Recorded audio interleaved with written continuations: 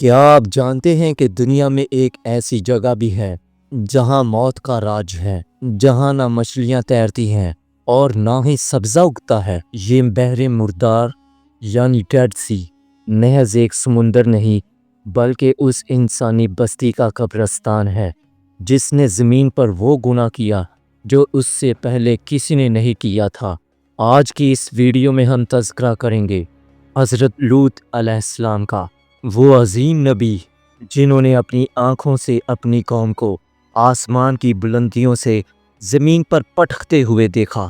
آج کی ویڈیو میں آپ کو بتاؤں گا کہ آپ علیہ السلام کا بچپن کیسے گزرا اور آپ علیہ السلام کا پیشہ کیا تھا اور کیوں آپ علیہ السلام کی بیوی نے آپ کے ساتھ غداری کی۔ حضرت لوط علیہ السلام حضرت ابراہیم علیہ السلام کے بھائی ہاران کے بیٹے تھے۔ آپ کا بچپن عراق کے شہر اور میں گزرا۔ حضرت لوط علیہ السلام کا بچپن عام بچوں جیسا نہیں تھا۔ ابھی آپ چھوٹے ہی تھے کہ آپ کے والد کا انتقال ہو گیا۔ اس کے بعد آپ کے دادا آزر اور پھر آپ کے چاچا حضرت ابراہیم علیہ السلام نے آپ کی پرورش کی۔ آپ علیہ السلام ایک محنتی اور خوددار نبی تھے۔ قدیم روایات اور مورخین کے مطابق آپ کا بنیادی پیشہ کاشتکاری اور مویشی پالنا تھا۔ جب حضرت ابراہیم علیہ السلام نے نمرود کی آگ سے نکلنے کے بعد ہجرت کا ارادہ کیا تو حضرت لوط علیہ السلام وہ پہلے شخص تھے جنہوں نے ان کی دعوت قبول کی اور ان کے ساتھ ہجرت کی۔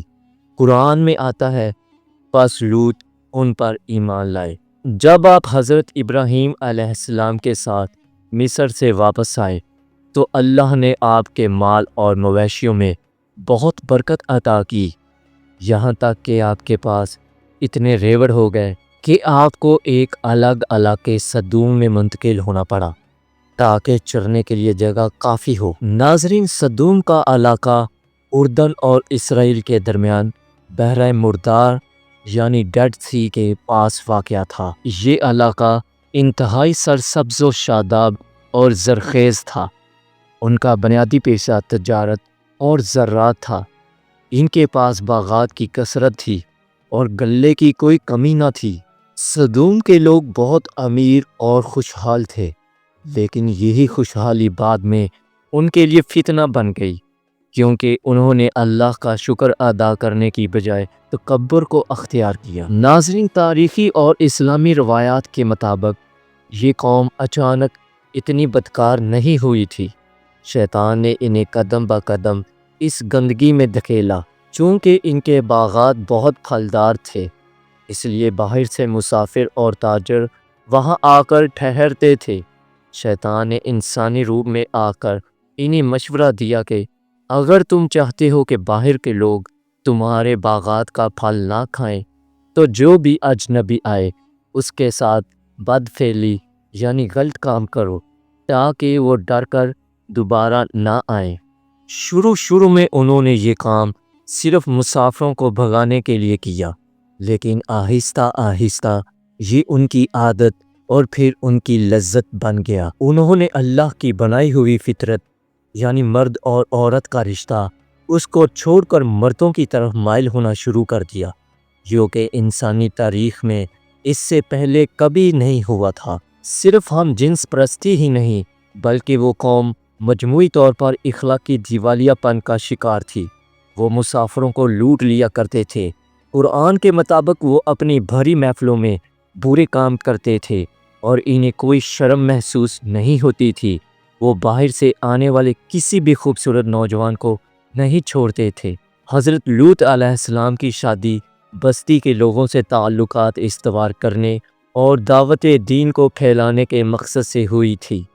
مختلف تاریخی کتابوں اور تفاسیر میں آپ کی بیوی کا نام والہ بتایا گیا ہے۔ روایات کے مطابق حضرت لوط علیہ السلام کی 2 بیٹیاں تھیں۔ حضرت لوط علیہ السلام نے تقریباً 20 سال تک اپنی قوم کو سمجھایا۔ آپ انہیں فرماتے کہ میں تمہارا امانت دار رسول ہوں اور میں تم سے کوئی اجرت نہیں مانگتا۔ آپ انہیں سمجھاتے کہ اللہ نے جو تمہارے لیے بیویاں بنائی ہیں انہیں چھوڑ کر تم مردوں کی طرف جاتے ہو، یہ تمہاری جہالت اور حد سے گزر جانے والا کام ہے۔ آپ انہیں بتاتے کہ تم سے پہلے کسی قوم نے یہ گناہ نہیں کیا، تم کیوں اللہ کے عذاب کو دعوت دے رہے ہو؟ آپ کی قوم توبہ کرنے کی بجائے آپ کا مذاق اڑاتے اور کہتے کہ اگر تم سچے ہو تو ہم پر اللہ کا عذاب لے آؤ، یا کہتے کہ ان پاک باز لوگوں کو بستی سے ہی نکال دو۔ تاریخی اور مستند روایات کے مطابق اس پوری بستی میں سے کوئی ایک مرد بھی ایمان نہیں لایا۔ حضرت لوط علیہ السلام پر صرف ان کے گھر والے یعنی ان کی بیٹیاں ایمان لائی تھیں۔ قرآن پاک میں ارشاد ہے، بس ہم نے وہاں سے ان لوگوں کو نکال لیا جو مومن تھے، تو ہم نے وہاں مسلمانوں کا صرف ایک ہی گھر پایا، یعنی حضرت لوط علیہ السلام اور ان کی بیٹیوں کے علاوہ پوری بستی کافر اور بدکار تھی۔ حضرت لوط علیہ السلام برسوں تک اپنی قوم کو سمجھاتے رہے، لیکن قوم باز آنے کی بجائے الٹا آپ کو بستی سے نکالنے کی دھمکیاں دینے لگی۔ جب آپ نے دیکھا کہ اب ہدایت کی کوئی امید باقی نہیں رہی اور وہ لوگ اللہ کے مہمانوں یعنی فرشتوں کی بے حرمتی پر اتر آئے ہیں، تو آپ کا دل بھر آیا۔ آپ نے اللہ سے مدد مانگی اور یہ دعا فرمائی کہ اے میرے رب، ان مفسد یعنی فساد پھیلانے والے لوگوں کے مقابلے میں میری مدد فرما۔ آپ اس قدر بے بس محسوس کر رہے تھے کہ آپ نے فرمایا کہ کاش میرے پاس تمہارے مقابلے میں کوئی قوت ہوتی یا میں کسی مضبوط سہارے کی پناہ لے سکتا۔ اللہ تعالیٰ نے آپ کی دعا قبول فرمائی اور عذاب کے لیے فرشتوں کو بھیج دیا۔ اللہ نے حضرت جبرائیل، حضرت میکائیل اور حضرت اسرافیل علیہ السلام کو انتہائی خوبصورت اور خوبرو نوجوان مردوں کی شکل میں بھیجا۔ ان کے چہرے نورانی اور لباس انتہائی پاکیزہ تھا۔ یہ فرشتے پہلے حضرت ابراہیم علیہ السلام کے پاس گئے، انہیں بیٹے کی بشارت دی، اور پھر حضرت لوط علیہ السلام کی بستی سدوم میں پہنچے۔ جب حضرت لوط علیہ السلام نے ان خوبصورت نوجوانوں کو دیکھا تو آپ سخت پریشان ہو گئے۔ آپ کو ڈر تھا کہ آپ کی بدکار قوم ان مہمانوں کے ساتھ بدتمیزی کرے گی۔ آپ نے انہیں گھر میں چھپا لیا، لیکن آپ کی بیوی جو کافروں کے ساتھ ملی ہوئی تھی نے قوم کو جا کر خبر دی کہ لوط کے گھر ایسے خوبصورت نوجوان آئے ہیں جو پہلے کبھی نہیں دیکھے گئے۔